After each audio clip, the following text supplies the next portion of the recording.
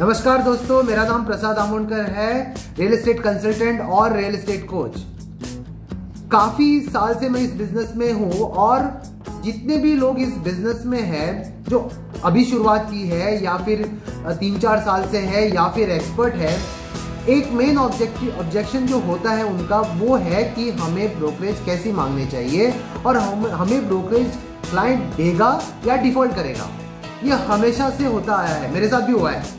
जब मैंने पहले बिजनेस शुरुआत किया था मेरे साथ भी हुआ, लेकिन ये प्रॉब्लम आपकी नहीं है, मेरी भी नहीं है, काफ़ी सारे एजेंट्स की है।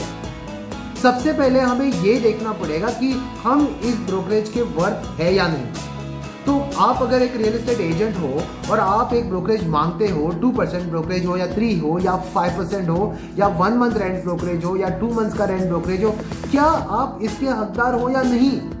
कुछ फ्रीलांसर्स ऐसे होते हैं कि ऐसे उंगली दिखा के बोलेंगे ये प्रॉपर्टी है, फिर उसके बाद क्या होगा, क्लाइंट जाके अपने आप ओनर ढूंढेगा, खुद प्रॉपर्टी डील करेगा और आपको 1 रुपया नहीं देगा।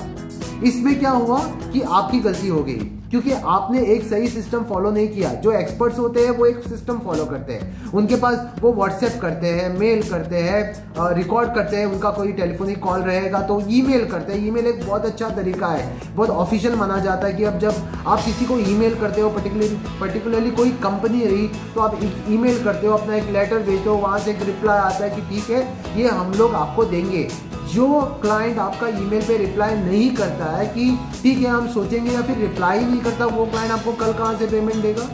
अगर आज कोई भी क्लाइंट, सबसे अच्छा क्लाइंट होता है जब आप उसको फ़ोन करो या फिर वो आपको फ़ोन करता है, वो आपके साथ प्रॉपर्टी देखना चाहता है और जब आप अपनी सर्विसेज के बारे में बोलते हो और आप कहते हो कि मेरी ब्रोकरेज 2% है या फलाना फलाना है, और वहाँ से रिप्लाई आता है कि ठीक है सर मैं आपको ब्रोकरेज देने के लिए रेडी हूँ, आप मुझे अच्छी प्रॉपर्टी दिलवा दीजिए। तब आप उसको व्हाट्सएप करते हो, फिर आप उसको ईमेल करते हो या कोई भी फलाना, आप उसको हार्ड कॉपी देते हो एक लेटर की, और वहाँ से आपको रिप्लाई आता है ठीक है हम अग्री है। अगर वो आपको मानता है कि ठीक है मैं आपको ब्रोकरेज दे रहा हूँ तो कल भी देगा। लेकिन दूसरा एक क्लाइंट है जहाँ पे वो बोलता है कि ठीक है हम डिस्कस करेंगे, आप पहले प्रॉपर्टी दिखाओ। नहीं, आपको उस क्लाइंट के साथ काम करने, उस क्लाइंट्स को प्रायोरिटी देनी है जो आपको पे कर सके। अगर आपको खुद के ऊपर विश्वास नहीं है कि यार ठीक है यार मैं 1% ले लूँगा या आधा % ले लूँगा या फिर 2% के नीचे, या फिर वो दे देगा मुझे, अगर आप ऐसे एजम्पशन लेके जा रहे हो तो आपकी गलती हो जाएगी। मेरे साथ भी हुआ है, पहले मैं जब बिज़नेस में शुरुआत की तो मेरे साथ भी ऐसा ही हुआ, लेकिन फिर बाद में मैंने एक सिस्टम फॉलो किया। उसके बाद मैंने सबसे बड़ा काम ये किया कि मैंने कस्टमर्स को गेज करना शुरुआत किया। जो पहला मैंने एग्जांपल दिया वो अच्छा क्लाइंट है जो आपको तुरंत मान लेता है कि ठीक है मैं आपको पेमेंट देने के लिए रेडी हूँ। दूसरा एक क्लाइंट ऐसा है जो आपको बोलता है कि ठीक है मैं डिस्कस कर लूँगा, फिर देखेंगे प्रॉपर्टी देख। तीसरा मेल का रिप्लाई नहीं करता, व्हाट्सएप का रिप्लाई नहीं करता, मानता नहीं है कि ठीक है मैं आपको ब्रोकरेज दे दूंगा, डिस्कस करूंगा, नेगोशिएट करता है। देखिए नेगोशिएशन में क्या है ना कि अगर क्लाइंट आपके साथ ब्रोकरेज पे नेगोशिएट करता है तो आपको ये जानना जरूरी है कि 1 करोड़ में से आपकी ब्रोकरेज होती है 2%। उसके ऊपर क्लाइंट को आपके हिसाब से, मेरे हिसाब से 2% पे नेगोशिएशन नहीं करना चाहिए, उसको ध्यान देना चाहिए। वो 98% जो इन्वेस्ट करना चाहता है उसे देखना चाहिए कि आप उसको कितना फायदा करा के दे दोगे। अगर वो 98% या 98 लाख इन्वेस्ट करना चाहता है, वहाँ पे आपने उसको 70 लाख की प्रॉपर्टी, 75 लाख की प्रॉपर्टी दे दी, 60 लाख में, 55 लाख में, 70 लाख में, एक 20% बचा लिया, उसका 15% बचा लिया। He should be more interested in saving his money.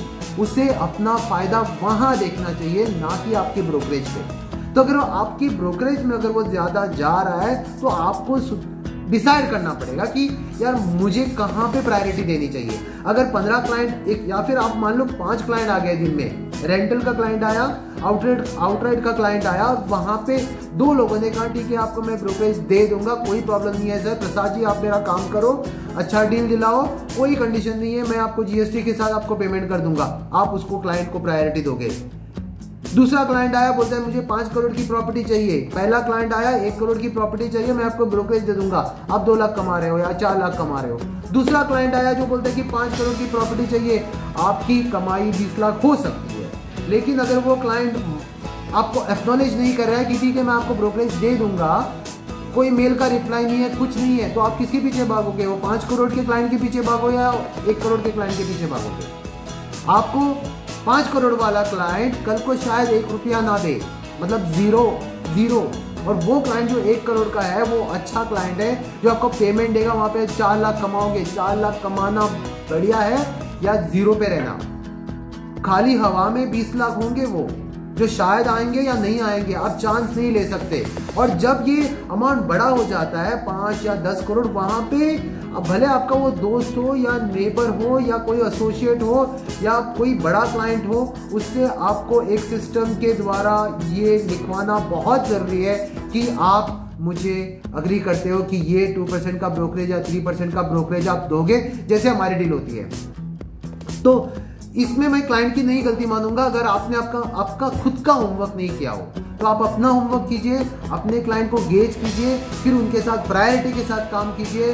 आप ढूंढोगे अच्छे क्लाइंट मिलेंगे। अगर आप ढूंढोगे, आपको डाउट रहेगा कि क्लाइंट देगा या नहीं देगा आपको पैसा, ये अच्छे क्लाइंट मिलेंगे या नहीं मिलेंगे, आपको अगर डाउट होगा तो आपका डाउट सही साबित हो सकता है। अच्छा काम कीजिए। All the best.